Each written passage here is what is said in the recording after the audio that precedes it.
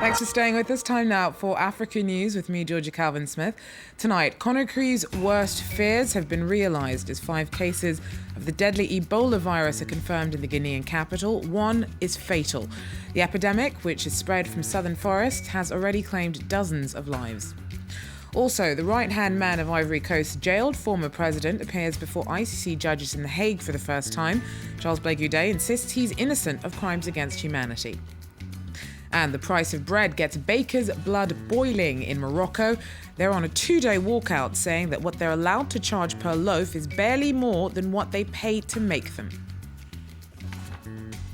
First up, Ebola has hit Conakry, say Guinean authorities. The deadly virus, which has killed dozens of people in the country's southern forests, has spread to the capital. The country's health minister, Rémi Lama, told France 24 on Thursday that 5 cases have been confirmed in Conakry, one of which has been fatal.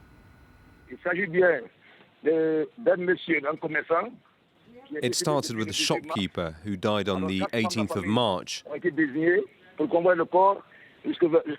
4 of his relatives were designated to take the body back to his home village for his funeral.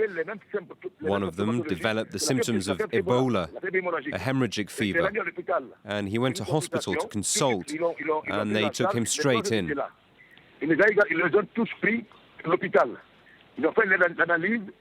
3 others came in, they were all taken care of and tested, and their results also came back positive. The 4 men who are the dead shopkeeper's 4 brothers are now under observation. So we sent a team to where these men lived, and they sprayed the house clean, and the other family members are in quarantine. Even the doctors who treated them are now in isolation for the next 21 days. Now, this is the first time that Guinea's been struck by Ebola, and the confirmed spread of the epidemic comes as neighbouring countries also take their own precautions to stop the virus. It spread through close contact, though rare, kills up to 90% of victims, and there is no known cure. In Guinea, prevention is the top priority. The epidemic has already killed 60 people. The Democratic Republic of Congo knows the virus well. The first death was recorded in the country in 1976. Specialists say it is essential to act quickly. The only way to fight Ebola is real hygiene and to break the chain of transmission. The Côte d'Ivoire, which borders Guinea, is on high alert. Sanitary authorities want to prevent the virus from entering at all costs, and this means lots of controlling. If there's the slightest suspicion, people must go straight to the nearest health center, so if it's necessary, we can take samples and determine whether the patient does or does not have Ebola. The Ivorians banned the consumption of bushmeat, but you can still find whatever you want in Abidjan's markets. The message is not getting through.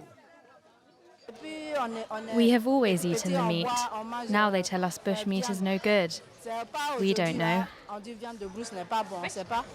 We put ourselves in the hands of God and pray it doesn't come here. It's our business. It's what feeds us. No cases of Ebola have been detected in the Côte d'Ivoire, but authorities warn the risk of contamination is a real threat to be taken very seriously. In other news, the right-hand man of Ivory Coast jailed former President Laurent Gbagbo appeared before judges at a hearing at the International Criminal Court in The Hague today. Youth leader Charles Blé Goudet denies 4 counts of crimes against humanity for his role in post-electoral unrest in which up to 3,000 people were killed in 2010. Now, he was arrested in Ghana last year and then extradited to Ivory Coast. Now, it's also charged Goudet with war crimes and until last week had been dragging its feet over handing him over to the ICC. Well, Susanna Costa is in The Hague for France 24. She tells us more about a pretty confident debut for Goudet before the judges. Charles Blé Goudet pumped his fist into the air and then blew a kiss to his many supporters. At the ICC court, he looked confident, defiant even, and spoke eloquently as he declared his innocence. He said that even though people consider traveling to the court a one-way journey, he would go home. In other words, he felt confident that the court would declare his innocence. Now, many of his supporters in the audience were from the Ivorian diaspora in Europe, and they say they don't understand why he's being tried. I spoke to his sister, who says that it's others who should stand on trial here. And we should understand that he still has a large support base outside his family as well. I spoke to a woman who was coming from the UK to support Blake O'Day, as she'd done for Gbagbo as well. As you know, he's also in the custody of the ICC court. And she said she would continue to do so, even if she had to give up her job for it. Now, Susanna, are the ICC's proceedings against Blake O'Day likely to take as long as their other cases that have stemmed from the Ivorian crisis? Well, you raised an interesting point, because indeed the cases do take generally a long time. First of all, you have a pre-trial to establish whether there's enough evidence to proceed to a trial. And from this very first step, the judges not only have to deal with the evidence, but also about how to follow procedures. And today gave us a little bit of insight of what we might expect. The defense raised the issue of Blake O'Day being extradited by Ghana to Ivory Coast in January last year, whereas Ghana is a signatory to the Rome Statute of the ICC.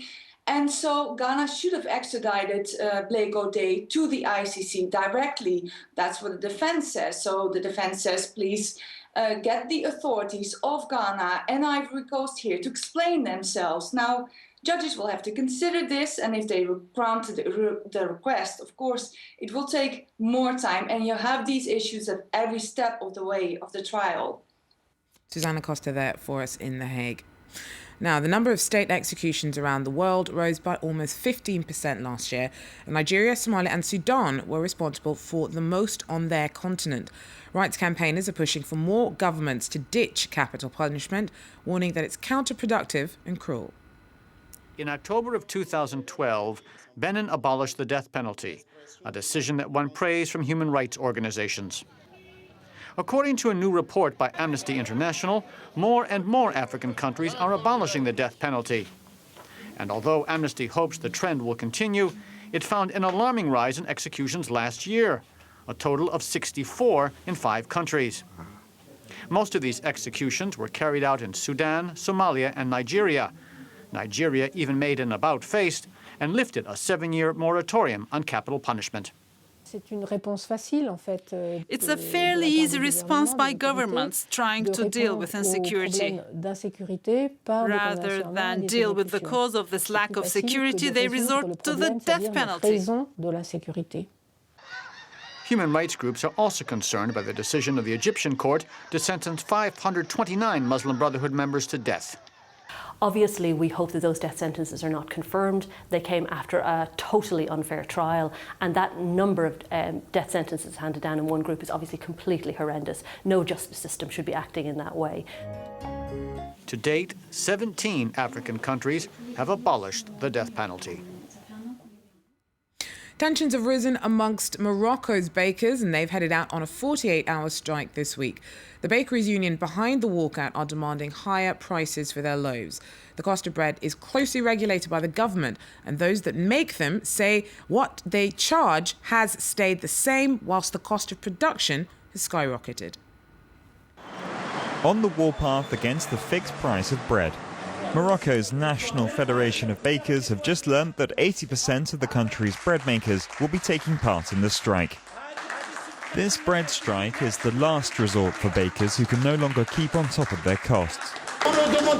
We're not asking for an increase, we're asking for the real cost of bread. The real price needs to be respected. Prices for the ingredients aren't fixed, so we need the price of bread to be freed. Here in Morocco, the price of bread is fixed by the government, and for 10 years it's been the same. A 200-gram loaf costs around 1 dirham 20 or 10 cents. The rising cost of ingredients and equipment means it's sold at a loss. The problem is compounded by illegal bakeries and the informal sale of bread, homemade loaves that are sold on the street, offering a cheaper product than traditional bakeries. More upmarket baking businesses don't tend to have this issue.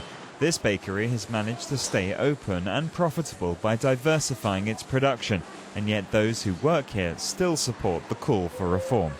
We have an obligation to sell bread costing 1 dirham 20, which is a popular product, but our profits don't come from bread costing 1 dirham 20. We're not selling them today in support of the strike.